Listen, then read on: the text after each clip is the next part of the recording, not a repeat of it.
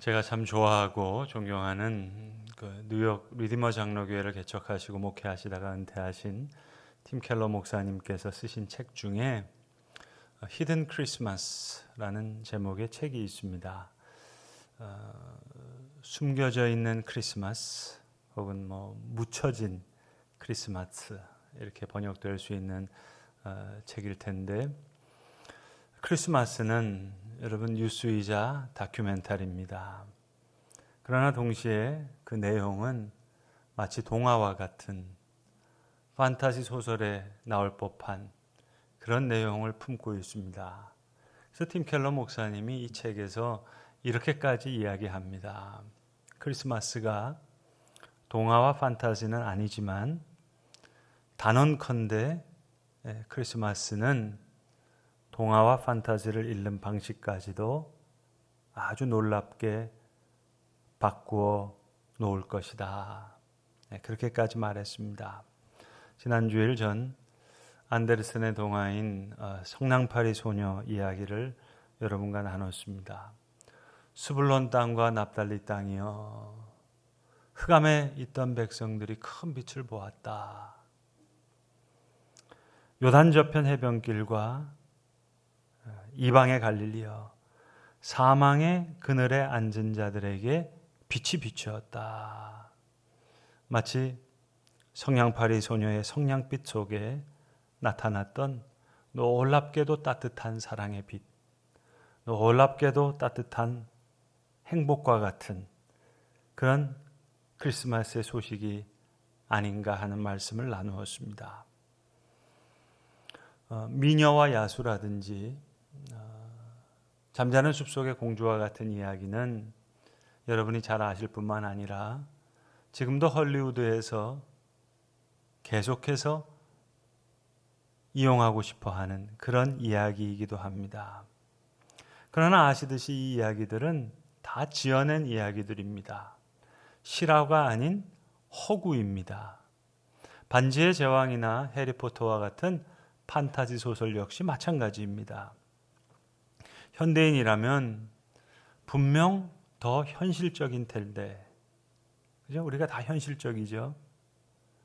그렇다면 현실은 흑백이 아니라 회색일 때가 훨씬 더 많고, 해피엔딩으로 꼭 끝나기보다 오히려 비참한 현실을 느낄 때가 더 많은데, 그럼에도 사람들은 이러한 동화와 판타지에 끌리는 이유는 뭘까요? 삶의 애매한 현실을 직면하고 싶지 않아서 회피하고 싶어하는 그런 비겁함 때문일까요? 아니면 인간의 마음속에 있는 일련의 갈망들을 이런 이야기들이 다소라도 따뜻하게 채워주기 때문일까요? 인간의 마음속에는 깊은 갈망이 있습니다. 초자연적인 세계를 경험하고 싶은 갈망도 있고, 가능하다면 죽음을 면하고 싶은 갈망도 있고, 또 영원한 변하지 않는 사랑을 만나고 싶은 갈망도 있고, 하늘을 날고 싶은 갈망도 있고, 초자연적인 존재와 소통하고 싶은 갈망도 있고, 또 악을 담대하게 이기고 싶은 그런 갈망도 있습니다. 그래서 잘 구성된 판타지 소설과 동화 같은 이야기에서 사람들은 감동을 느끼고 만족을 얻습니다. 이유가 허구인 줄 다 알면서도 우리 마음의 열망을 잠시나마 채워줄 수 있기에,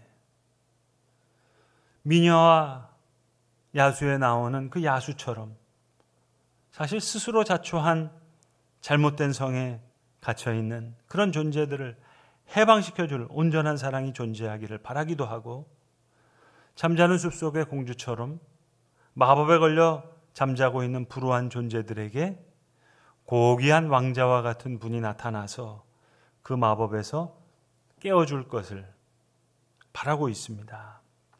우리는 이런 와중에 크리스마스 이야기를 만납니다. 분명히 뉴스이고 다큐인데 언뜻 보기에는 크리스마스도 어떤 전설이나 동화나 판타지 이야기처럼 보입니다. 마법에 걸려 잠자고 있는 자를 깨우는 왕자처럼 우리 세상에 들어와 오셔서 풍랑을 잠잠케 하시기도 하시고 병자들을 고치시기도 하시고 죽은 자를 살려내기도 합니다. 또 악의 세력의 공격에 죽임을 당해 모든 희망이 사라진 듯 그렇게 보이지만 결국 죽음을 이기고 살아나서 모두를 구원해냅니다. 한편의 훌륭한 동화와 같은 그런 이야기처럼 보이고 그런 이야기처럼 들립니다. 크리스마스에 오신 예수 그리스도는 이상과 현실 사이, 영혼과 시간 사이를 뚫고 우리가 사는 세상에 오셨습니다. 만약 마태의 증언이 옳다면 마치 마법에 걸려있는 듯한, 악한 마법에 걸려있는 듯한 이 세상에 고귀한 왕이 오셔서 그 마법을 깨트리셨습니다. 영원히 우리를 떠나지 않을 사랑으로 존재하기에 언젠가 우리는 정말 새하늘과 새 땅을 경험할 수 있고 성경이 전하는 대로 죽음을 이길 수 있고 지금은 인정사정 봐주지 않는 이 척박한 세상도 그날에는 나무들도 춤추며 노래할 것이라 말합니다. 오늘 이 마태복음은 이 이야기를 크리스마스 시즌마다 집중 조명을 받는 별의 이야기라든지 동방박사의 이야기라든지 목자와 말구유의 이야기로 시작하지 않고 훨씬 더 고대로 거슬러 올라가서 족보를 나열하는 것으로 이야기를 시작하고 있습니다. 아주 먼 옛날 옛적에 이런 일이 있었다 하는 동화가 아닌 역사적 근거를 제시합니다. 예수님 당시의 족보라고 하는 것은 지금의 이력서와 비슷합니다. 요즘 스펙을 쌓죠. 이력서의 스펙을 보여줍니다. 그러니까 족보와 이력서의 취지는 자신의 수준, 나의 출신, 내가 수준 높은 명문과 출신을 내세워서 주변에 환심을 얻고자 하는 것, 그런 취지입니다. 그런데 오늘 마태가 전하는 예수의 족보는 정반대입니다. 물론 믿음의 조상 아브라함의 후손이라는 거예요. 다윗 왕의 후손으로 오셨다는 거예요.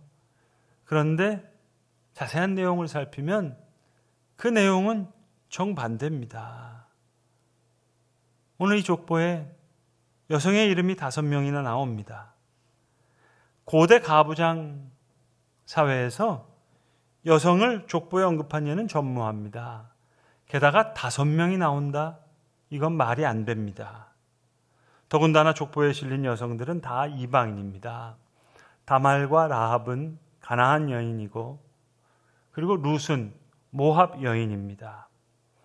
하나님이 모세에게 주신 그 모세의 정결법에 의하면 성막이나 성전에 들어가서 예배할 수조차 없는 인종적인 아웃사이더들입니다. 그것뿐만 아닙니다. 이 여인들의 이름들은 다 더럽고 추하고 비도덕적인 사건들을 다 소환해내는 그런 이름들입니다. 유다는 다말에게서 베레스와 세라를 낳고 다말이 시아버지 유다를 속여서 자신과 동침하게 만듭니다. 물론 그 이전에는 유다가 며느리였던 다말에게 마땅히 해야 할 일을 하지 않았습니다. 예수님은 분명히 베레스의 후손인데 오늘 성경은 베레스와 세라를 병기하면서 기록하고 있고 다말의 이름까지 포함시켰습니다. 사건의 전말, 역기능적인 가정의 전말을 모조리 소환시켜버리는 그런 기록입니다. 라합도 마찬가지입니다. 옛날 목사님들은 점잖게 기생 라합 그렇게 표현들 하셨는데 더 정확한 표현은 창녀와 매춘부, 그것이 더 정확한 표현이라 하겠습니다. 물론 다윗 왕의 후손이라는 것이 핵심이지만 오늘 마태는 다윗이 우리아의 아내에게서 솔로몬을 낳았다 그렇게 기록합니다. 아니 밧세바가 이제 나중에 다윗의 아내가 되었으면 다윗의 아내에게서 바세바 솔로몬을 낳은 거죠. 근데 그렇게 기록하지 않고 기어이 비참하고 끔찍한 사건의 모든 전말을 소환하고 있습니다. 사무엘하 23장 29절에 보시면 다윗은 우리아에게 목숨을 빚진 자라 했습니다. 다시 말하면 우리아가 목숨을 걸고 다윗을 지켰습니다. 그런데 그런 우리아를 다윗이 죽입니다. 이유는 하나, 우리아의 아내를 취하기 위해서. 오늘 마태는 그 사건을 다 소환시킵니다. 다윗은 우리아의 아내에게서 솔로몬을 낳고 다윗의 치부를 드러내며 그 치명적인 흠투성이 인간의 후손으로 오신 메시아, 도덕적인 아웃사이더들, 간음과 근친상간과 매춘을 저지른 남녀, 하나님의 율법에 의하면 모두 다 하나님의 존전에 나아갈 수 없는 사람들입니다. 그러나 그들 모두가 예수님의 조상으로 인정됩니다. 하나님의 법에 의하면 배제될 사람, 그들이 닿는 모든 물건들도 다 부정해진다는 그 생각을 뒤집어서 이제는 예수와 닿아서 거룩해지고 순결해지는 복음의 소식을 전합니다. 왕이건 창녀이든 상관없습니다. 모두가 다 그리스도의 은혜의 식탁에 초대받습니다. 마치 이런 선언과 같습니다. 바깥 세상에서 퍽이나 중요한 것이 내 은혜의 식탁에서는 그렇게 중요하지 않아 하는 그런 선언과 같습니다. 교회 밖에서 애지중지되는 것이 교회 안에서 의미를 가지지 못합니다. 하나님의 생각은 우리와 다릅니다. 하나님의 행하시는 일의 방식도 도무지 인간이 상상할 수가 없는 방법입니다. 야곱이 예수 그리스도의 조상인 유다를 낳았습니다. 여러분, 야곱 거짓말로 아버지 속이고 형 몫인 장자의 권리 가로챘어요. 이 사기극 때문에 가족이 4분 5열됩니다. 에서는 저기를 품고 야곱은 고향을 떠나서 도피하고, 야곱 2일 후에 죗값을 톡톡히 치르죠. 가정에 많은 문제가 있었고 자녀 간의 문제도 있었고 가족을 많이 잃습니다. 그 첫 번째 아내 레아는 사실 자기가 원했던 라헬이 아니었습니다. 그런데 그 레아를 통해서 유다를 낳아요. 하나님의 일에는 차선이 없습니다. 하나님의 일에는 모든 게 최선이에요. 자기가 원하던 라헬이 아니었어요. 그러나 그 레아를 통해 유다를 낳습니다. 오늘 족보를 이렇게 읽어봅시다. 야곱은 레아에게서 유다를 낳고, 유다는 다말에게서 베레스와 세라를 낳고, 하나님의 방법입니다. 야곱이 유다를 낳고 유다는 다말에게서 베레스와 세라를 낳고, 그러나 하나님의 구원의 역사는 이것과 전혀 상관이 없습니다. 동정녀 마리아에게서 그리스도라 칭하는 예수가 나시니라. 하나님의 언약은 다 잊혀진 것 같았습니다. 아브라함과 맺은 언약, 그것도 잊혀진 것 같습니다. 이사야를 통해서 메시아가 올 것이라고 이야기했는데, 아니 여러분, 예수님 태어나기 전에 말라기서부터 마태복음까지 400년 동안 아무런 선지자가 나타나지 않았습니다. 개미새끼 한 마리 보이지 않습니다. 그렇다면 구약의 선지자의 역사 끊어졌다고 봐야 무방한 거 아닐까요? 400년 동안 아무런 움직임 없었으면 다 끝난 것 아닙니까? 그런데 아주 먼 옛날 옛적에 이런 일이 있었다는 동화가 아닌 실제 뉴스와 다큐로 오늘 기쁜 소식이 우리에게 전해집니다. 성도 여러분, 복음은 교훈이 아닙니다. 복음은 충고가 아닙니다. 복음은 소식이에요. 천사가 기쁜 소식을 전합니다. 앙겔로스라는 말은 천사란 말도 되고 소식이란 말도 됩니다. 천사가 우리에게 충고하는 거 아닙니다. 천사가 우리에게 교훈하는 거 아닙니다. 충고나 교훈은 우리가 어떻게 해야 할 일을 가르쳐 주는 거예요. 그 일 그렇게 하라는 거예요. 여기 군사 자문단이 있다고 생각해 보세요.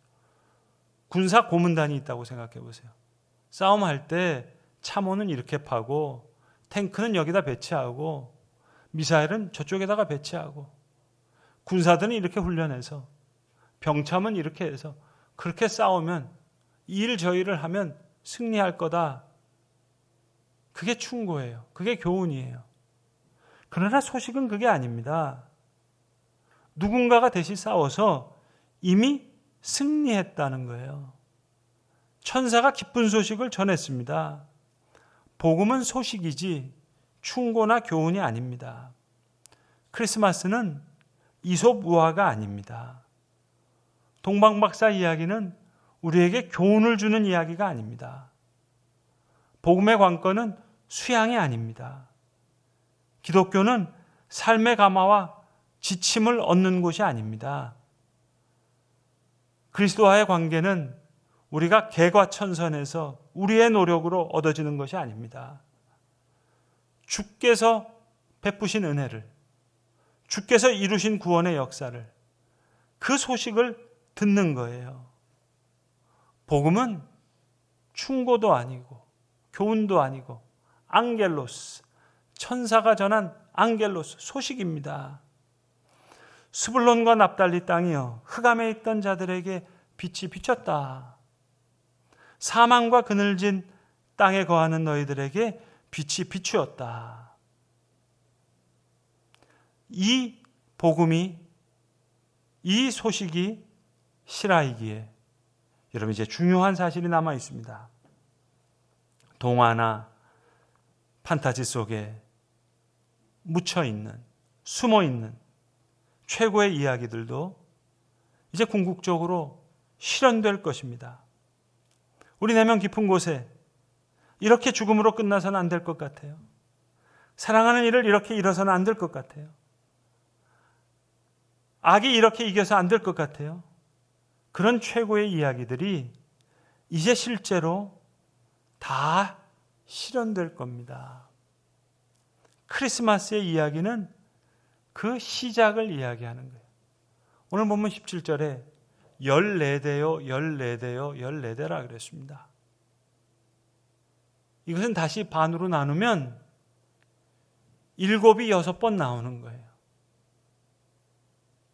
아브라함부터 다윗까지가 14대요. 다윗부터 바벨론 포로 잡혀갈 때까지가 14대요. 바벨론 포로 잡혀간 이후부터, 돌아온 이후부터 그 다음에 예수 그리스도까지 14대라는 거예요. 하나님께서 천지를 창조하시고 6일 동안 창조하시고 7일에 안식하셨습니다. 안식일, 안식년. 7번째 돌아오는 새로운 시간이에요. 희년은 7번째, 다시 7번째 돌아올 때 모든 빚이 탕감이 돼요. 예수 그리스도를 통해 이제 진정한 안식이 시작된 거예요. 7번이 6번 지나고 그리스도의 시대가 시작됐어요. 옛날 옛적 아주 몇 년날의 동화가 아닌 창녀와 왕을 같은 은혜의 식탁에 둘러앉게 한 그분의 구원의 역사가 이제 시작됐다는 거예요. 실패자든 왕이든 전혀 중요하지가 않아요. 그리스도의 은혜만 있으면 됩니다. 주님의 은혜의 식탁에 모든 일이 잘 될 것이라는 낙관론이 아닙니다. 마침내 모든 일이 잘 되었다는 그 앙겔로스, 그 소식을 전하는 거예요. 그래서 우리에겐 평안함의 힘이 있습니다. 구약 성경의 말씀처럼 물이 바다 덮음같이 여호와의 영광이 온 세계를 덮을 거예요. 지금보다 조금 더 나은 삶에 대한 충고와 교훈이 아닙니다. 소식입니다. 소식. 상상할 수 없었던 소식입니다. 그분이 우리를 구원하시기 위해 세상에 오셨다. 구주가 나셨으니 곧 그리스도시라. 성도 여러분, 따라서 우리가 좋아하는 최고의 이야기들은 모두 다 히든 크리스마스입니다. 숨겨진 크리스마스예요. 묻혀져 있는 크리스마스예요. 정말 왕자가 나타나서 숲속에 잠자는 공주를, 마법에 걸린 공주를 고쳐주면 얼마나 좋을까요? 크리스마스의 소식이 실화이기 때문에 이런 최고의 이야기들도 궁극적으로 모두 다 실현될 것입니다. 성냥팔이 소녀가 따뜻한 사랑과 따뜻한 행복을 누리면 얼마나 좋을까요? 크리스마스의 소식이 실화이기 때문에 이 최고의 이야기도 궁극적으로 모두가 실현될 것입니다. 미녀와 야수의 이야기에 있는 것처럼 스스로 자초한 야수의 성에서 갇혀있는 그런 존재를 구원해 줄 진정한 사랑이 있으면 얼마나 좋을까요? 크리스마스 소식이 실화이기에 이런 최고의 이야기도 궁극적으로 모두 다 실현될 것입니다. 성냥팔이 소녀, 히든 크리스마스입니다. 묻혀져 있는 크리스마스입니다. 미녀와 야수, 히든 크리스마스예요. 숨겨진 크리스마스예요. 잠자는 숲속의 공주, 히든 크리스마스예요. 숨겨져 있는, 묻혀져 있는 크리스마스입니다. 그리스도가 우리에게 오셨다는 그 복음의 소식이 실화이기에 이런 최고의 이야기들도 이제 궁극적으로 우리에게 이 역사 가운데 다 실현되게 될 것입니다. 기도하겠습니다. 야곱이 유다를 낳고 유다가 다말에게서 베레스와 세라를 낳고 다윗은 우리아의 아내에게서 솔로몬을 낳고 주님, 그러나 동정녀 마리아에게서 그리스도라 칭하는 예수가 나시니라. 이 기쁜 소식이 주님 진정한 복음의 소식일 텐데 앙겔로스, 천사가 우리에게 전한 앙겔로스, 새로운 소식일진데 주님, 우리 마음속에 있는 숨겨져 있는 최고의 이야기들도 궁극적으로 모두 다 실현될 이야기임을 믿습니다. 스불론 납달리여 흑암에 있던 자들에게 빛이 비추었다. 해변길에 있는 이방의 갈릴리여 사망의 그늘에 있는 너희에게 빛이 비쳤다 하는 이 귀한 복음의 소식이 우리에게 귀한 빛을 발하여서 주님, 크리스마스의 소식이 우리의 영혼을 살리고 우리의 생명을 살리고 우리의 가정을 살리고 우리의 주변을 살리는 그런 귀한 이야기가 되게 하시며 우리의 묻혀져 있는 우리에게 숨겨진 이야기들도 하나님의 복음의 역사 가운데 다 실현되는 그 은혜를 바라보는 주의 자녀들 되게 하시옵소서. 허락하신 귀한 말씀에 감사하오며 예수님의 이름으로 감사기도 드립니다. 아멘.